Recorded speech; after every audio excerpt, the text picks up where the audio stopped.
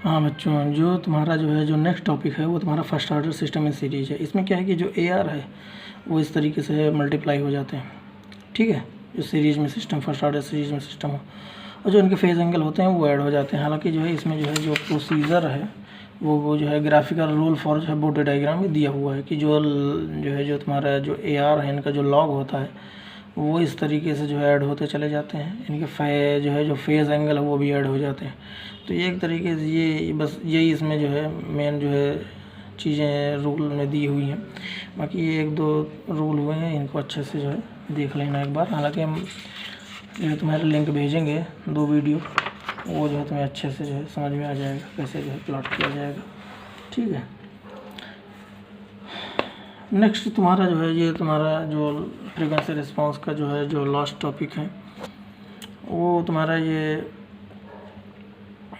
Proportional controller, proportional integral controller है। तो उसके जो है तुम्हारा ट्रांसफर फंक्शन तुम्हें पता ही है कि जी एस इक्वल टू के सी 1+1/τ1s τis।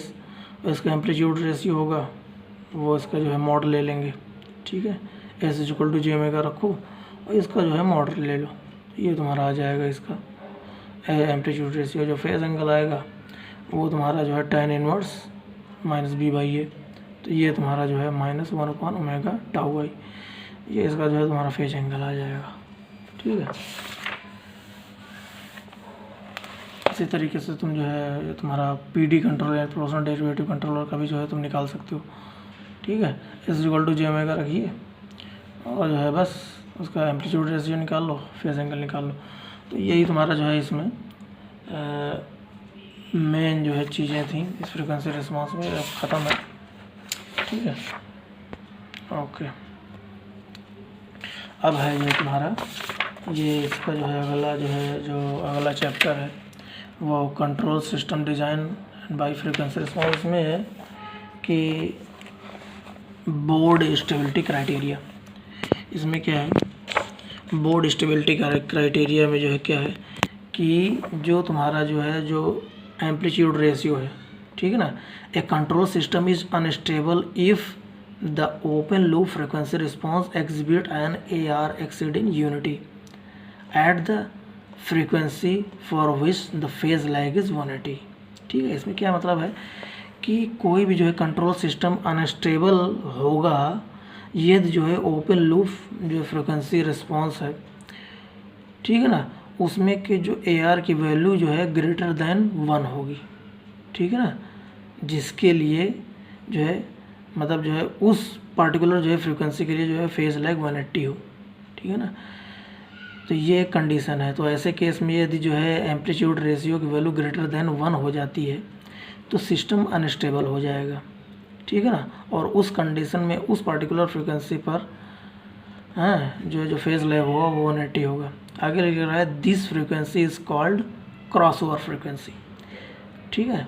यानी वो फ्रीक्वेंसी जहाँ पर जो है जो फेज लैग 180 हो जाता है, ठीक है, वो जो है तुम्हारा जो है क्या कहलाता है, क्रॉसओवर फ्रीक्वेंसी कहलाता है। ये तुम्हारा जो है बोर्ड स्टेबिलिटी क्राइटेरिया है, ठीक है। आगे है it applies readily to the system for which gain and phase curve decrease continuously with frequency, ठीक है ना। ये उन सिस्टम के लिए जो है अप्लाई होता है जिनके लिए गेन और फेज कर्व कंटिन्यूसली फ्रीक्वेंसी के साथ डिक्रीज करते हैं। अब इसमें से देख लो क्या है कि ये तुम्हारा जो है जो तुम्हारे गेन मार्जिन, फेज मार्जिन, ये जो है आते हैं तुम्हारे क्वेश्चन कि क्या है। तो गेन मार्जिन के लिए तो ये तुम्हारा इन्होंने फार्मूला दे दिया 1/a, ठीक है, ठीक है। अब जो है यहाँ पर जो है तुम इस जो है यहाँ पर एक बात देखो, यहाँ पर जो लिखा हुआ है कि the cross over frequency at which phase lag is 180 is noted as ω/CO, omega यानी cross over frequency on the Bode diagram. At this frequency the AR इज A. If A exceeds unity, we know from the Bode criteria that the system is unstable, ठीक है ना। आगे क्या है, सो in the figure, इस वाले figure की बात कर रहा है, A is less than unity and therefore system is stable, ठीक है ना। A को जो है जो है लेस देन 1 रखा गया है ताकि सिस्टम स्टेबल रहे, क्योंकि बोर्ड क्राइटेरिया में जो है ये कंडीशन बताई गई है। अब यहाँ पर जो है देखो क्या है कि जो तुम्हारा जो है ये यहाँ पर जो है देखो ये तुम्हारा जो है जो ये फेज़ लैग है, फेज़ लैग जहाँ पर जो है -180 है, तो उस जगह वाली जो फ्रीक्वेंसी है ω/c0 इसको क्रॉसओवर फ्रीक्वेंसी कहते हैं, और इसी फ्रीक्वेंसी पर जो है तुम्हारा जो AR की वैल्यू है वो A है, ठीक है ना। तो जो है जो तुम्हारा जो है जो क्रॉसओवर फ्रीक्वेंसी यही जो है पार्टिकुलर इंटरेस्ट है, ठीक है ना। आगे लिख रहा है the typical significance the typical specification for the design are that the gain margin should be greater than 1.7।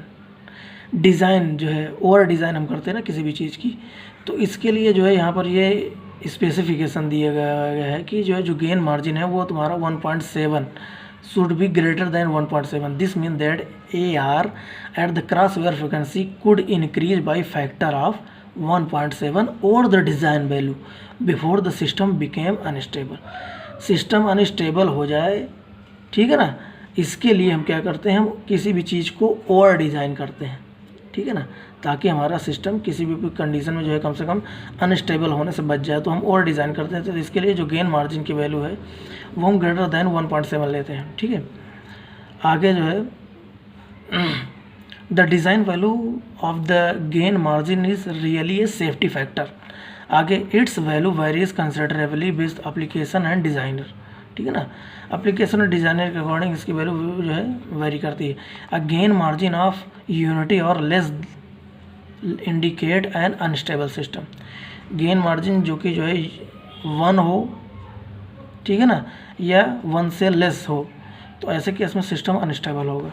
आगे क्या कह रहा है, जो है जो तुम्हारा फेज मार्जिन है, फेज मार्जिन क्या है, it is the difference between 180 and phase lag. Difference between 180 and phase lag, ठीक है ना, जो तुम्हारा जो है ये और इनका जो है डिफरेंस है and phase lag eight the frequency for which gain is unity, ठीक है ना।